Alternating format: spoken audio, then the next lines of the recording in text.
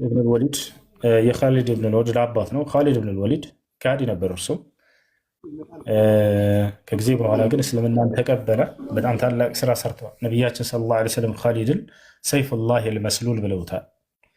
የተመዘዘ የአላህ ሰይፍ ብለው ጠርተውታል። በጣም ጀግና ሰው ነበር። በጣም ጀግና ሰሃባ ነው። እንዳጠቃላይ የእርሱ አባት ግን ምን ነበር? ከሃዲ ነበረ። ይህ ሰው ነቢያችን ሰለላሁ ዐለይሂ ወሰለምን በጣም አዛ ካደረጉ የመካ ሰዎች ነበረ። ነቢ ሰለላሁ ዐለይሂ ወሰለምን በአስተምሮት ጊዜያቸው በጣም ነበር የተፈታተናቸው። እያስተማሩ እያለ ነቢያችን ሰለላሁ ዐለይሂ ወሰለም ከአስተምሮታቸውን በስተጀርባ ያንን ከመቃወም በስተጀርባ በዘራቸው እየመጣ ያነውራቸው ነበር። ነቢያችን ሰለላሁ ዐለይሂ ወሰለም እንደሚታወቀው ወንድ ልጆችን በወለዱ ቁጥር ይሞቱባቸው ነበር። ሴቶችም እንደዛ ቃሲምን ወለዱ። ምንም ብዙ ሳይቆይ ይሞተባቸው። ነቢያችን ሰለላሁ ዐለይሂ ወሰለምን እየተከተለ ይህ ሰው ወሊድ ብን ሙጊራ ምን ይላቸው ነበር?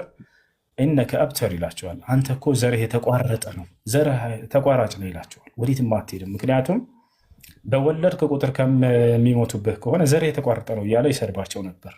ልባቸው በጣም ያዘን ነበር። በዚህ በጣም ይሰብራቸው ነበር። ነቢ ሰለላሁ ዐለይሂ ወሰለምን አላህ እስኪያጽናናቸው ድረስ ምን እያለ ወለቀድ ነዕለሙ አነከ የዲቁ ሰድሩከ ቢማ የቁሉ፣ ሙሐመድ ሆይ በሚናገሩህ ንግግር ልብህ እንደሚሰበር፣ እንደሚጨናነቅ፣ እንደሚጣበብ በእርግጥም አውቃለሁኝ፣ ታገስ ግን ይላቸው ነበር። ነገር ግን ትዕግስቱ በጣም ባሰ። ሰውየው ምንም ማቋረጥ አልቻለም። የዛን ጊዜ የእርሱን ማንነት ማስታወስ ግድ ሆነ። ማንን? ወሊድ ብን ሙጊራ። በምንድን ነው ያነወራቸው? በዘራቸው። ስለዚህ ዘሩ ሊነገር ይገባል አይገባም? ይሄ ሰው አፉን እንዲይዝ ሊነገረው ተገቢ ሆነ። ከዚያ በኋላ ተአምራዊ የሆነ የቁርአን አንቀጽ መጣ። እርሱም ምንድን ነው? አንድ ነቢይ ልጠይቃችሁ መጀመሪያ ተአምር መሆኑ እንድትረዱ ዘንድ። አንድ ነቢይ ድብቅ የሆኑ ነገራቶች ተናግሮ ያ ነገር እውነት መሆኑ ከተረጋገጠ እሱ ከተናገረ በኋላ ይሄ የነቢይነቱ ማረጋገጫ ነው አይደለም? ነው። ምክንያቱም ድብቅ ነገርንና የሩቅ ነገርን አምላክ ብቻ ነው የሚያውቀው፣ ሁላችንም እንደምናምነው። ነገር ግን ለነቢያቶቹ የነቢይነት ማረጋገጫቸው ይሆን ዘንድ ያንን አንዳንዴ ይሰጣቸዋል። እነርሱ ይናገራሉ፣ የተናገሩትም እውነት ሆኖ ይገኛል። ታዲያ ወሊድ ብን ሙጊራ በአካባቢው እርሱም ራሱ እንደሚያውቀው አባት እንዳለው ነው የሚያውቀው። ያ ማለት በዝሙት የተወለደ ልጅ እንደሆነ አያውቅም ነበር። ወዲያው ቁርአን አንቀጽ መጣ። ምን የሚል? ዑቱሊን ባዕደ ዛሊከ ዘኒን፣ በዝሙት የተወለደ ልጅ እንደሆነ ተናገረ አላህ ሱብሓነሁ ወተዓላ።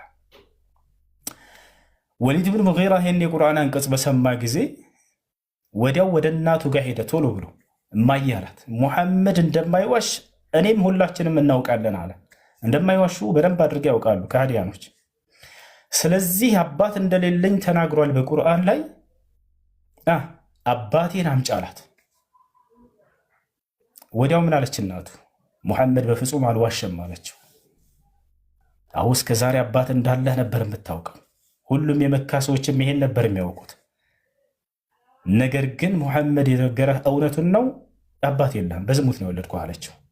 ታዲያ ይሄንን ነቢያችን ሰለላሁ ዐለይሂ ወሰለም ከአምላክ ዘንድ የሚነገራቸው ስለሆኑ እንጂ ከራሳቸው እንዴት ሊያውቁት ይችላሉ? ያ ጀማ፣ ይሄ ሰው ራሱ ሄዶ መሰከረ። ሙሐመድ ማ ጀረብና ዐለይሂ ከዚበን አለ። ሙሐመድን በውሸት አምተነው አናውቅም በፍጹም፣ ምንም እንኳን መንገዱን አንከተልም ብለን ብንቃወመው ምን ያላት። ነቢያችን ሰለላሁ ዐለይሂ ወሰለም በእውነተኛነት ይታወቁ ነበር። በህዝቦቻቸው መካከል ይክዷቸዋል፣ ያስተባብሏቸዋል፣ ግን እንደማይዋሹ ያውቁ ነበር። ገብቷቸዋል።